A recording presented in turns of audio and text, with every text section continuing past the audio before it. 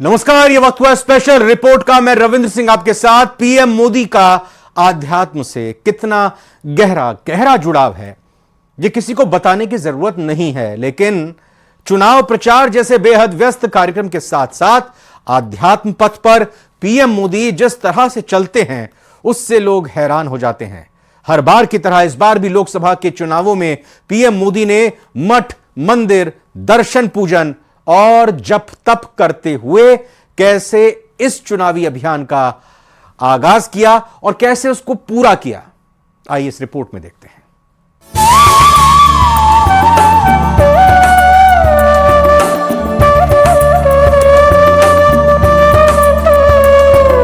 चुनाव पथ के बाद पीएम मोदी का आध्यात्म पथ।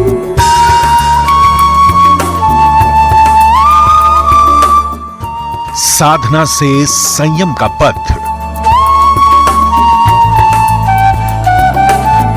प्राण प्रतिष्ठा से साधना, पीएम की सनातनी उपासना।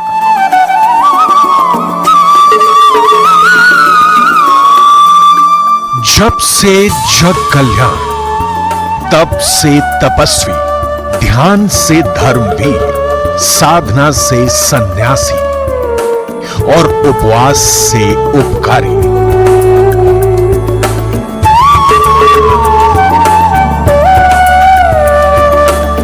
यही वो गुण है, यही वो कर्म है और यही वो कर्तव्य है जो नरेंद्र मोदी को दुनिया का सबसे लोकप्रिय राजनेता बनाते हैं। कहते हैं कामयाबी के शिखर को हासिल करने से ज्यादा अहम है उस कामयाबी के शिखर पर बने रहना, डटे रहना, ठहर जाना।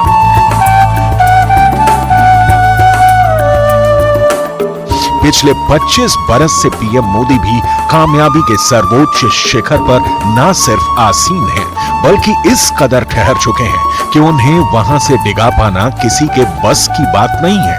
पिछले 10 सालों में पीएम मोदी जहां भी गए वहां की सनातनी विरासत के दर्शन जरूर किए। मठ हो, मंदिर हो, गुरुद्वारा हो या फिर आध्यात्मिक केंद्र हो, पीएम मोदी ने अपने हर दौरे पर पहले उन पवित्र स्थानों पर मत्था टेका, फिर दूसरा काम किया। इस वक्त पीएम मोदी तमिलनाडु के कन्याकुमारी में गहन साधना में लीन है।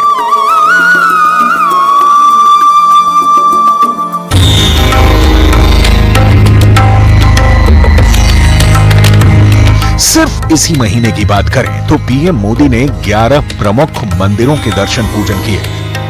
4 मई को प्रधानमंत्री मोदी ने यूपी के कानपुर में गुरुद्वारे में जाकर अरदास की। इसके अगले ही दिन 5 मई को प्रधानमंत्री मोदी ने अयोध्या के श्री राम जन्मभूमि तीर्थ क्षेत्र में पूजन दर्शन किए। 8 मई को पीएम ने तेलंगाना के करीमनगर में श्री राजा राजेश्वर स्वामी मंदिर में दर्शन पूजन किए। वहीं 13 मई को प्रधानमंत्री मोदी अपने संसदीय क्षेत्र वाराणसी में थे, जहां उन्होंने काशी विश्वनाथ मंदिर और काल भैरव मंदिर में पूजा की।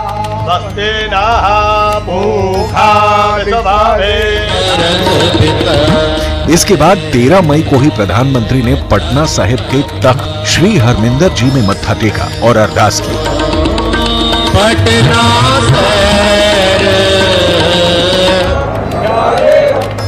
वहीं 14 मई को पीएम फिर से वाराणसी पहुंचे और दशाश्वमेध घाट पर गंगा पूजन किया।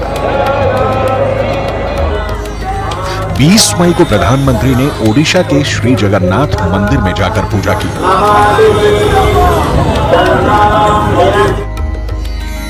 वहीं 21 मई को पीएम फिर से वाराणसी पहुंचे और संकट मोचन मंदिर में हनुमान जी की पूजा की।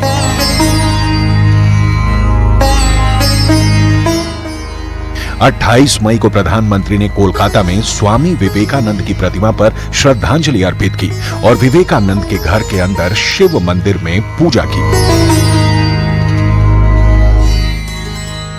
30 मई की शाम को प्रधानमंत्री नरेंद्र मोदी तमिलनाडु के कन्याकुमारी पहुंचे और भगवती अम्मन मंदिर में शीश नवाया।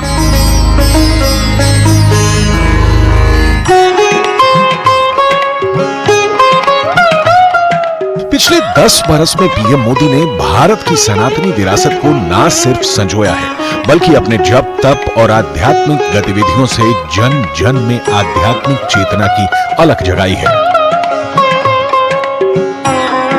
बेहद व्यस्त राजनीतिक जीवन जीते हुए और देश के पीएम पद की जिम्मेदारी संभालते हुए आध्यात्मिक साधना के लिए इतना वक्त निकाल पाना उतना आसान नहीं है जितनी आसानी से पीएम नरेंद्र मोदी वक्त निकाल लेते हैं।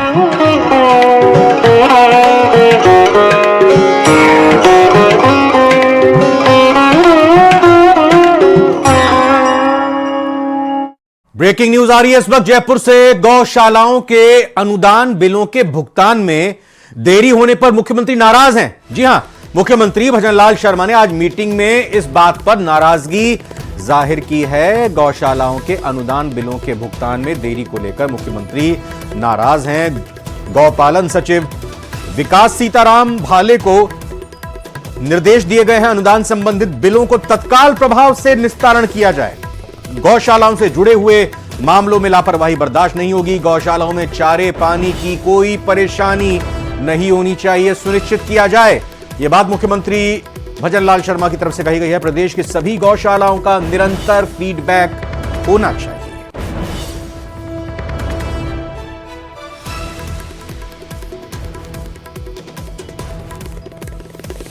तो जयपुर की बड़ी खबर आपको बताते हुए गौशालाओं के अनुदान बिलों के भुगतान में जो देरी हुई है उसको लेकर मुख्यमंत्री नाराजगी उन्होंने जाहिर की है।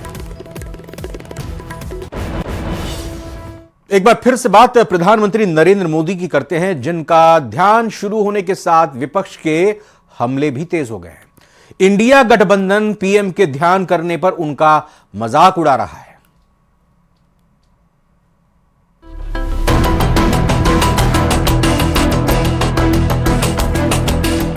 प्रधानमंत्री कन्याकुमारी में एकांत में जाकर ध्यान में लीन हो गए और इधर विपक्ष के आरोपों का शोर बढ़ गया। कांग्रेस से लेकर टीएमसी, आरजेडी और समाजवादी पार्टी आरोप लगा रही है कि चुनाव प्रचार थमने के बाद पीएम के ध्यान कार्यक्रम से उनका प्रचार ही हो रहा है। इसीलिए कांग्रेस चुनाव आयोग से शिकायत भी कर चुकी है। कहीं तपस्या के लिए दूर चले गए हैं, क्योंकि उन्हें भी तो कहना है आखिरी में जब परिणाम नहीं आएगा कि हमारी तपस्या में कुछ कमी रह गई थी। मार्केटिंग करने जा रहे हैं, फोटो खिंचवाने जा रहे हैं, शूटिंग करने जा रहे हैं। पिछले बार गुफा में बैठ के फोटो खिंचवा रहे थे, इस बार कन्याकुमारी जा रहे हैं। तो प्रधानमंत्री जी से निवेदन है कि मीडिया और कैमरा पे प्रतिबंध लगाएं और जाइए, जो ध्यान करना कीजिए, ध्यान में बाधाओं को मत लाइए। ये भी उनके प्रचार का एक नया तरीका है। अगर प्रधानमंत्री को जाना था तो मीडिया पर पाबंदी लगानी चाहिए थी, लेकिन मेरी इत्तला है कि बाकायदा वहाँ पे मीडिया के लिए अलहदा से जगह तय की गई है, वहाँ पर मीडिया मौजूद रहेगा। क्या मीडिया की मौजूदगी में मेडिटेशन हो सकता है? दुनिया का कोई भी आदमी किसी की मौजूदगी में मेडिटेट नहीं कर सकता। मगर बीजेपी और उसकी साथी पार्टियां विपक्ष के विरोध को उसकी बौखलाहट और हिंदू विरोधी करार दे रही हैं। मैं कह रही हूँ ये लोग भोखला गए हैं, इनका मानसिक संतुलन बिगड़ गई है। तो ये लोग समझ नहीं पा रहे कि मोदी जी को क्या कर कर रोके। क्या हमने तो कभी किसी से नहीं कहा है कि आप मस्जिद मत जाओ, आप दरगाह मत जाओ, हमने तो नहीं कहेंगे, ना कहा है ना कहेंगे। तो कांग्रेस का जो विरोध है वो धर्म विरोधी है, अध्यात्म विरोधी है, स्वामी विवेकानंद का विरोध कर रहे हैं ये, और हिंदू धर्म की आस्थाओं और परंपराओं का तो विरोध कर ही रहे हैं। अयोध्या के हरिधाम गोपाल मंदिर के जगत गुरु राम दिनेश आचार्य ने भी विपक्ष के विरोध को गलत ठहरा दिया। आध्यात्मिक यात्रा पर मोदी जी सदैव जाते रहे हैं, वहाँ से सकारात्मक ऊर्जा लेकर के भारतीय उत्थान के लिए वो समर्पित करते हैं। इसका विरोध करना एक मूर्खतापूर्ण कार्य है और इसका कोई विरोध नहीं होना चाहिए। संस्कृति का ये देश है और उसका विरोध करके और ये अपनी जड़ में मट्ठा डालने का काम कर रहे हैं। चुनाव प्रचार खत्म हो चुका है, मगर प्रधानमंत्री के ध्यान में जाने को लेकर बीजेपी और विपक्ष के बीच नई सियासी लड़ाई शुरू हो चुकी है।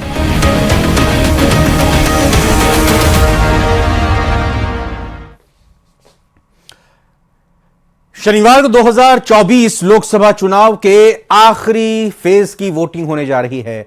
1 जून को 7वें चरण में देश के 8 राज्य और केंद्र शासित प्रदेशों की कुल 57 सीटों पर वोटिंग होगी।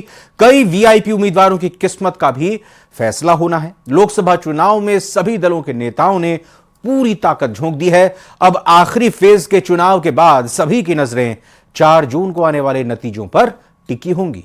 इस रिपोर्ट में देखते हैं।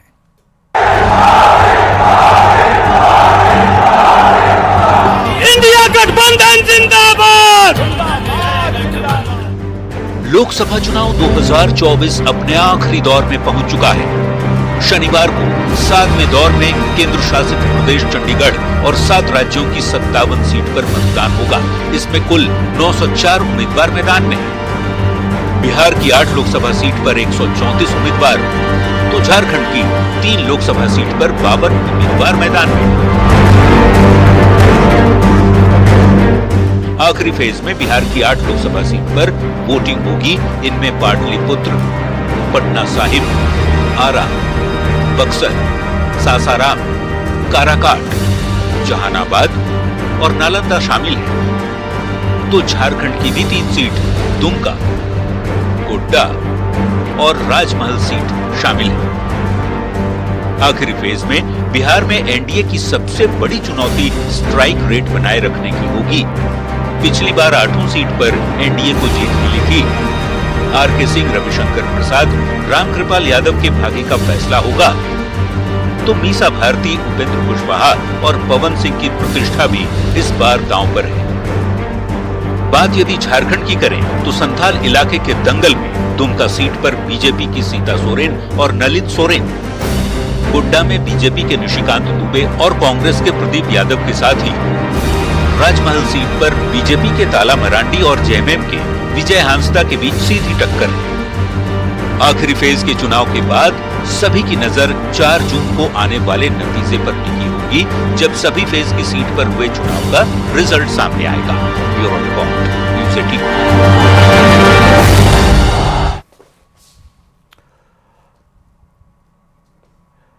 इधर पूरे उत्तर भारत में भीषण गर्मी से बुरा हाल है। गर्म हवाओं और लू के थपेड़ों ने लोगों का जीना मुहाल कर दिया है। दिल्ली और उत्तर प्रदेश की राजधानी लखनऊ समेत कई इलाकों में तापमान बढ़ता ही जा रहा है। लोगों की परेशानी कम नहीं हो रही है।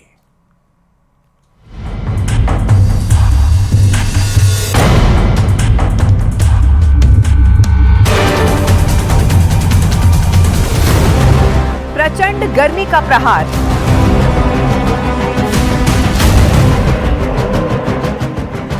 गर्मी ने तोड़ दिए सारे रिकॉर्ड।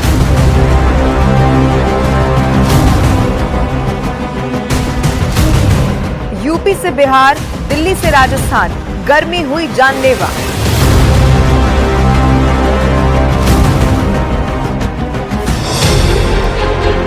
पहले धधकती गर्मी झुलसाती थी, परेशान करती थी, लेकिन इस बार तो गर्मी जानलेवा साबित हो गई है।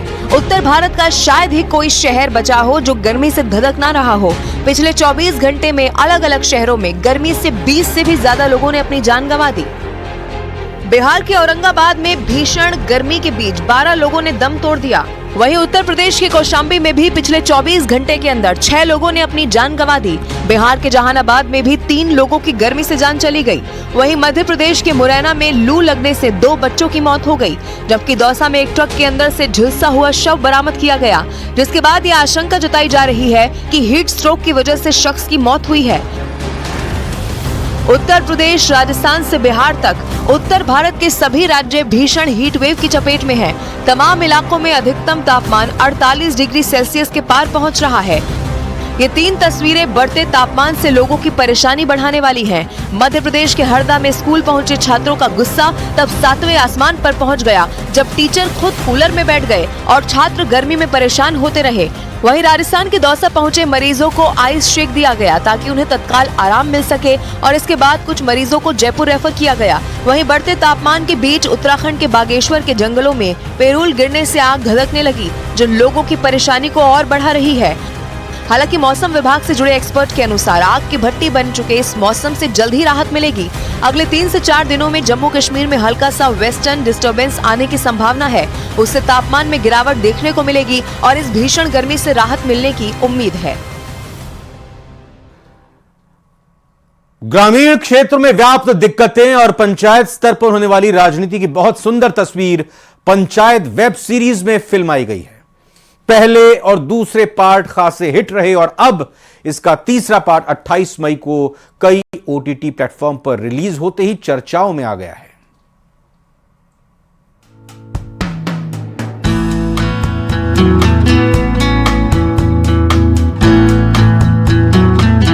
देख रहे हो विनोद, अंग्रेजी बोल बोल के कैसे बात को घुमाया जाता है। ये डायलॉग तो शायद ही आप लोगों में से किसी ने नहीं सुना हो। विनोद, सचिव जी, प्रधान भूषण जैसे तमाम कलाकारों से सजी एक सीरीज जो इन दिनों खूब चर्चा में है, वो सीरीज है पंचायत। इसका तीसरा सीजन इन दिनों धमाल मचा रहा है और इस सीरीज के उस गाँव को कौन भुला सकता है जिसका नाम है फुलेरा, जिसे सीरीज में उत्तर प्रदेश के बलिया का बताया गया है। आज उसी गांव में हम आपको लेकर चलेंगे और सीरीज से अलग दिखाएंगे वहां की कुछ तस्वीरें। इस गांव के बारे में आप लोग सोचते होंगे कि यूपी में है, लेकिन हकीकत कुछ और ही है, क्योंकि ये गांव यूपी में नहीं बल्कि कहीं और है। पानी की टंकी, प्रधान का घर और सचिव जी के दफ्तर वाला गांव फुलेरा यूपी में नहीं बल्कि एमपी यानी मध्य प्रदेश में है। असलियत में मध्य प्रदेश की राजधानी भोपाल की सीमा से सटे सीहोर जिले के ग्राम पंचायत महोडिया में इसे फिल्माया गया है। तस्वीरें देखिए, वही पानी की टंकी है जिस पर सचिव जी और रिंकी बैठकर प्यार की प्याली से भरी चाय की चुस्की लेते हैं और ये वही घर है जिसमें प्रधान जी रहते हैं। पंचायत पार्ट 3 वेब सीरीज हालांकि कई ओटीटी प्लेटफॉर्म पर 28 मई को रिलीज की गई। पहले पार्ट से लगाकर तीसरे पार्ट तक पूरी वेब सीरीज की लंबे शेड्यूल की शूटिंग महोडिया गांव में हुई है। इस गांव के लोग इस बात से बेहद खुश हैं कि उनके गांव को वेब सीरीज की शूटिंग से रोजगार और नाम दोनों हासिल हुआ है। लेकिन अफसोस इस बात का है कि स्क्रीन पर गांव को यूपी के बलिया जिले की फुलेरा ग्राम पंचायत बताया जा रहा है। ये तीसरा अभी रिलीज होगा और तीनों पार्ट हमारे यहीं पे बने महोडिया में। ये मेरे घर पे बना है, मेरा घर जो बताया वो प्रधान का बताया है और पंचायत बनी है पंचायत भवन में, और कुछ गांव में भी है थोड़ा थोड़ा सीन। और इस पार्ट में जो तीसरा जो पार्ट बन रहा है उसमें विधायक जी का रोल बताया है, उसमें सीहोर का बताया है। मंत्री पेट्रोल सामने जो बाग है उसमें बंगला है उसको बताया है विधायक जी का। बाकी पूरा महोडिया में बनी और महोडिया में जब वो लोग आते हैं बनाने तो हमें बहुत अच्छा लगता है। यहाँ पे गांव की रौनक बढ़ जाती है, गांव में विकास भी करवाते हैं। यदि गांव के लोग 5 लोग चल जाते हैं कि साहब हमें ये काम चाहिए गांव में छोटा मोटा, तो वो करवा देते हैं।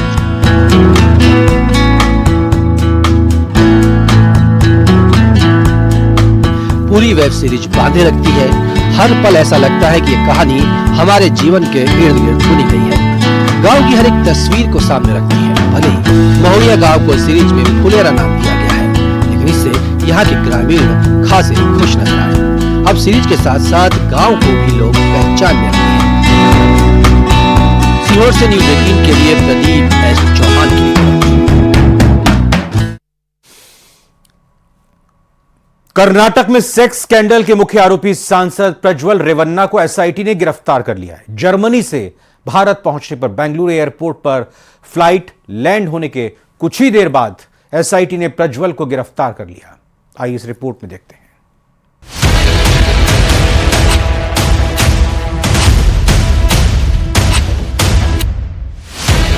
यौन शोषण मामले में प्रज्वल रेवन्ना गिरफ्तार। 34 दिन बाद जर्मनी से लौटते ही हुई गिरफ्तारी। बेंगलुरु एयरपोर्ट से एसआईटी ने किया गिरफ्तार। आखिरकार 34 दिनों के इंतजार के बाद जेडीएस के निलंबित सांसद प्रज्वल रेवन्ना बेंगलुरु पुलिस के हत्थे चढ़ ही गए। जर्मनी से लौटे प्रज्वल रेवन्ना ने जैसे ही देश की धरती पर कदम रखा, उन्हें बेंगलुरु पुलिस की एसआईटी यानी स्पेशल इन्वेस्टिगेशन टीम ने गिरफ्तार कर लिया। प्रज्वल रेवन्ना की ये गिरफ्तारी यौन शोषण के आरोपों के मामले में हुई है। बेंगलुरु के केम्पेगौड़ा इंटरनेशनल एयरपोर्ट से गिरफ्तार कर उन्हें सीधे सीआईडी ऑफिस ले जाया गया। एक दिन पहले ही बेंगलुरु की एक अदालत ने बलात्कार और यौन शोषण के मामले में प्रज्वल रेवन्ना की अग्रिम जमानत अर्जी खारिज कर दी थी। पूर्व प्रधानमंत्री एच डी देवेगौड़ा के पोते प्रज्वल रेवन्ना की मुश्किलें गिरफ्तारी के बाद और बढ़ गई हैं। दरअसल यौन उत्पीड़न का आरोप लगने के 6 दिन बाद और हसन लोकसभा सीट पर वोटिंग एक दिन बाद यानी 27 अप्रैल को ही प्रज्वल रेवन्ना ने देश छोड़ दिया था। रेवन्ना ने अपने राजनयिक पासपोर्ट पर म्यूनिख के लिए उड़ान भरी थी। हालांकि अपनी वापसी की जानकारी प्रज्वल रेवन्ना ने एक वीडियो संदेश जारी कर दे दी थी। 27 मई को जारी किए गए उस वीडियो संदेश में रेवन्ना ने कहा था कि वो 31 मई को सुबह 10 बजे जांच में मदद के लिए पुलिस के सामने पेश होंगे। रेवन्ना ने जर्मनी के म्यूनिख से बेंगलुरु तक के लिए लुफ्थांसा एयरलाइंस की टिकट बुक की थी, जिसकी जानकारी बेंगलुरु पुलिस को मिल चुकी थी। इसलिए एसआईटी एयरपोर्ट पर निगरानी में जुटी थी और जैसे ही प्रज्वल रेवन्ना एयरपोर्ट पहुंचे उन्हें गिरफ्तार कर लिया गया। प्रज्वल रेवन्ना के विदेश भागने से विपक्ष जेडीएस पर लगातार हमलावर था। इसलिए 23 मई को जेडीएस प्रमुख और पूर्व प्रधानमंत्री एच डी देवेगौड़ा ने उन्हें कड़ी चेतावनी दी थी। उन्होंने प्रज्वल को फौरन भारत वापस लौटकर आरोपों का सामना करने की हिदायत दी थी। देवेगौड़ा ने कहा था कि वो प्रज्वल से अपील नहीं कर रहे हैं, बल्कि चेतावनी दे रहे हैं कि प्रज्वल जहां भी है वापस आए और पुलिस के सामने सरेंडर करें। अगर ऐसा नहीं किया तो उन्हें परिवार से अलग कर दिया जाएगा। सीबीआई ने प्रज्वल के खिलाफ ब्लू कॉलर नोटिस जारी किया था। इसके अलावा कर्नाटक के मुख्यमंत्री सिद्धारमैया ने 22 अप्रैल और 1 मई को प्रधानमंत्री नरेंद्र मोदी से इस मामले में पत्र लिखकर प्रज्वल रेवन्ना का राजनयिक पासपोर्ट रद्द करने की अपील की थी और उन्हें भारत वापस लाने में पीएम की मदद मांगी थी। और फिलहाल वक्त हुआ है एक छोटे से ब्रेक का। ब्रेक के बाद आगे देखिए महारो राजस्थान।